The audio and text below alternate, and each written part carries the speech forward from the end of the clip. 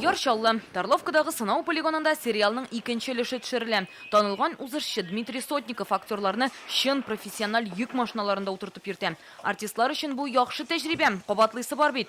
Төп рольдә уйнаучы Анатолий Белый узышчының киңәшләрен йотлыгып тыңлый. Трясло, и ты не понимал, где у тебя... Бөтен машинан селкенә, алдыңда ни ялтыраганны аңлап иде каласың. Узышчы әйтә, прессны катырыгыз, аякларыгыз белән терәлегез һәм үзегезне кулларыгыз белән тотыгыз ди.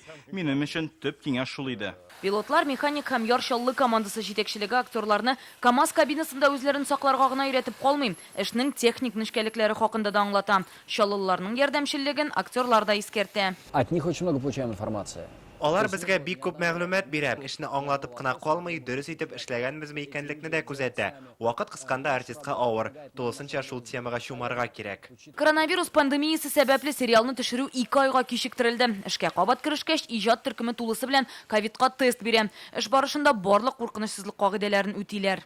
Таких фильмов про автоспорт. Автоспорт турында, бигрәк тә авыр йөк машиналары турында Россиядә дә, дөньяда да бүгенгә кадәр бер фильмда төшерелгәне юк. Минемчә, бу беренче шундый сериал. Картина тулы метражлы, шуңа катлаулы мизгелләр күп булды. Кайбер каршылыкларны шунда төшерү мәйданында гына хәл итәбез хәтта. Яршаллыда төшерү төркеменең эше бетте. Бүген алар Казанда.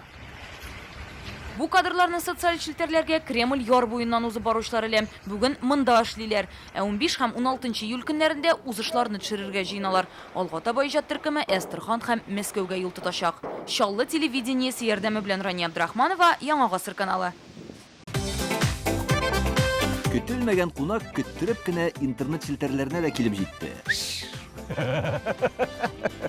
Хәзер бу фильмның барлык серияларын ТНВ.ру сайтында карап була.